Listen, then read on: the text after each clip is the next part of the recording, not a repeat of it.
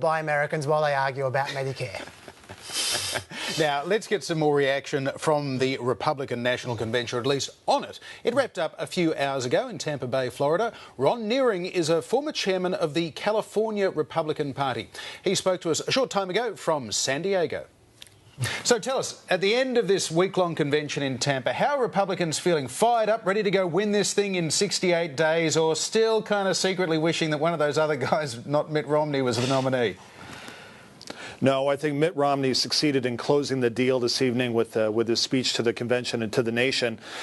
Is certainly monitoring the enthusiasm in the crowd that here in San Diego, where I was watching the speech with a large group of Mitt Romney supporters, as well as the activity that we've seen on Twitter.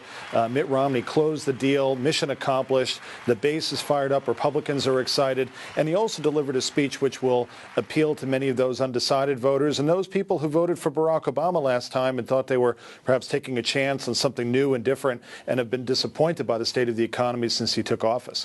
On that note, I felt like Romney was more toned down than Paul Ryan or Marco Rubio, but my theory is that's actually intentional, to contrast with Barack Obama in 2008, all the hoopla, the seas, stopping the seas rising, etc. Do you think that that's true, that they're intentionally trying to contrast Mitt Romney from Obama 08? And if it is true, do you think that's a good strategy? You know, I've spent time with all three of the people you mentioned, with Mitt Romney, with Paul Ryan, and with Marco Rubio, and I think all three of them came across very genuine, who they really are. Mitt Romney is not a bomb thrower. He's not someone who's going to, reinvent himself for the sake of a political campaign. He came across very deliberate, impassioned, a man of clearly of deep feeling, particularly when it comes to his country and his family.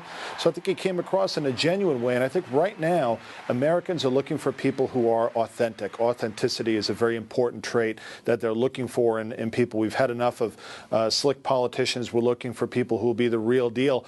And I think you saw that thematic, consistent throughout the campaign, particularly when Paul Ryan spoke to the convention and said that this administration would tackle the problems head on, would not simply tell people what they wanted to hear, but would be truthful, would be honest, would be straightforward, and would demonstrate leadership and take responsibility. I think you saw that theme as well, calling on the fact that the president has blamed his predecessor. He's blamed Republicans in Congress. He's blamed bank automated teller machines for his various problems. This administration will stand up and take responsibility, and that's a sharp contrast to what we've seen in the White House right now. On that note, there's certainly been a lot during the convention of this theme of Obama's always blaming Bush. Like, as you say, Paul Ryan said it a lot. A lot of people have talked about that. My question is that fair to say that Obama clearly does blame Bush a lot, but isn't it fair for Obama to blame Bush to a certain extent, given where they came from 4 years ago? The economy was minus 9% growth at that point in time. And secondly, are Republicans alone on that one, given I saw a poll the other day which was saying that America as a whole blames Bush 54% to 32% Obama for the state of the economy? Well, part of the challenge here is that Barack Obama has failed to meet his own expectations that he set.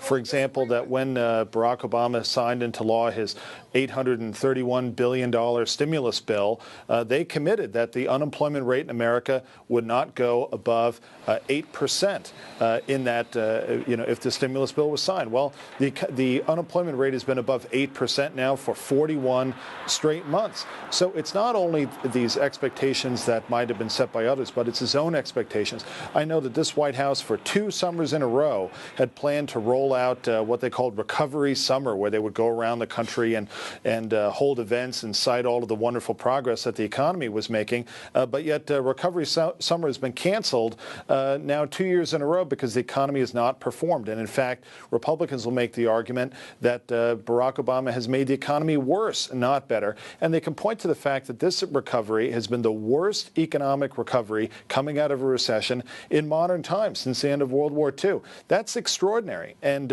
Republicans will continue to drive that point home. And without any good economic news coming, and none is really expected, in the coming months, that's going to be a strong argument and a difficult one for the Democrats to rebut. I think that's a very fair point, although I will note that 8% unemployment figure you were talking about was predicted before they knew the full damage of how bad the recession was at that point in time when they made that prediction. But I do agree, the economy is not great at the moment, that's for sure. Another issue that they're talking a lot about is Medicare. And it's interesting that a lot of people a week or two ago were saying, oh, Paul Ryan, big mistake choosing Paul Ryan because he's going to be, they're going to get rid of Medicare. But in reality, I think the Republicans are actually on the front foot on Medicare. They've been arguing that Obama took $700 billion out of Medicare for Obamacare, and Romney's saying, regardless of any plans the Republicans might have had last year or the year before, I am not going to touch Medicare. I am going to protect Medicare, and so they've made it almost a plus. Do you think that they can neutralise the Medicare issue, or do you think that Obama's still going to be running the Medicare campaign in 3 months' time? Well, I had the same concern when he named Paul Ryan to be his vice presidential candidate, simply because this issue would come up, and we know that it's been an effective one for Democrats in the past. But I'm so excited to see how they've responded to this issue, not by running away from it, not by hiding, but by confronting it head on, by challenging the Democrats on the fact that they do nothing to strengthen Medicare. And as a matter of fact, they looted Medicare in order to support Obamacare, which remains deeply unpopular here in the United States. So they've tackled this problem head on. I don't think it's going to have the same type of effect which the Democrats were hoping for. That's a good thing for the country, because if we're to avoid being on the same type of course as a country, let's say Greece or other countries in Southern Europe, which are having these problems with their own entitlement programs and their own economy as a result, if we're going to avoid that path, we're going to have to confront these problems head on, and it's going to have to be in a bipartisan way. If the Democrats are unsuccessful in defeating this ticket on this issue, then hopefully they'll come to the table in good faith in January of 2013 and be willing to work together to solve this problem. Otherwise, we're going to continue down that same path, which we know leads to ruin, as it has in Southern Europe. Ron, the contrast between Mitt Romney and Barack Obama has now been firmly established by this convention. Anyone that watched it now has a particular view of Governor Romney as rock solid, not a rock star. Barack Obama comes out in Charlotte in a week's time. How worried are Republicans that he's just going to be able to flick that switch and be Obama of 2008, or are you convinced that, in fact, that guy is a distant memory? Well, I haven't seen any evidence of the Barack Obama of 2008 in a long time, particularly since this campaign got underway.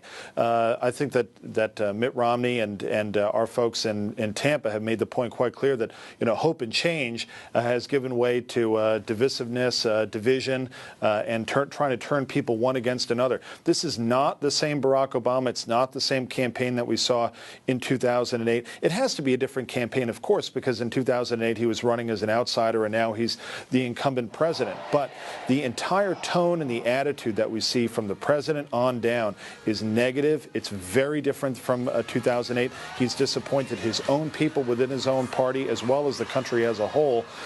So I think he has a real challenge ahead of him, and I don't see how you go from being the negative, divisive figure that he's turned into, and all of a sudden, reinvent yourself overnight at a convention.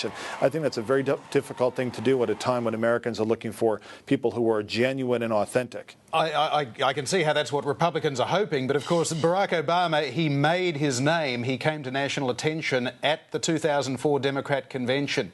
He gave an absolute barn burner of a speech in Denver at Mile High Stadium 4 years ago. This guy can rise to big occasions, and the presidency is resting maybe on how he comes across next week. I think any incumbent seeking re-election is facing a referendum on their tenure. And the fact that the economy is where it is, the fact that the president has failed to even meet his own benchmarks, his own expectations. This is someone who said that having a national debt that was a third lower than it is today was unpatriotic. Well, this is someone who's racked up another $5 trillion onto that debt and has no explanation for it and nothing to show for it at the same time. We have have more Americans unemployed than when he took office. We have an economic growth rate which is, teetering on a double-dip recession. We're constantly worried that a downturn in China or a expected downturn in Europe could send our economy into a recession again. He does not have the type of record that he needs. I think that if the unemployment rate now were, let's say, 2 percentage points lower at the 6% range instead of the 8% range, you would see a very different president. You'd see a very different campaign. His messaging would be different, but not now. He has very little choice left but to try to tear Mitt Romney down. In the course of doing that, he's going to spike his own negatives. He's going to turn off even more people, and I'm afraid that that's the direction which he's heading in. I don't think that's good for him. I don't think it's good for the country. Ron, when we're talking about these messages at the Democrat convention or Republican convention, who are they for? Are they for the base at the convention? Are they for the viewers at home? Or are they for the media? Because I believe there's 6 reporters for every delegate inside that convention hall. So who's the message for? Well, certainly the audience that's watching on television and the audience that will see the news clips thereafter, that is the primary target audience for all of these messages that are being delivered. It's not just the people who are in that convention hall.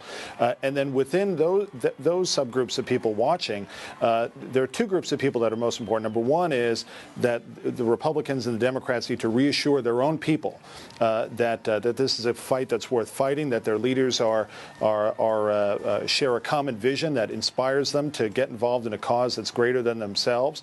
And that means inspiring people to donate, to be a part of the campaign, and then ultimately to turn out and vote.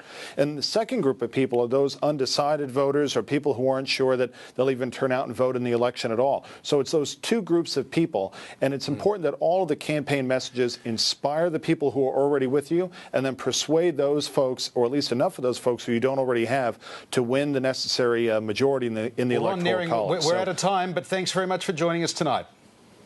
Okay, thank you.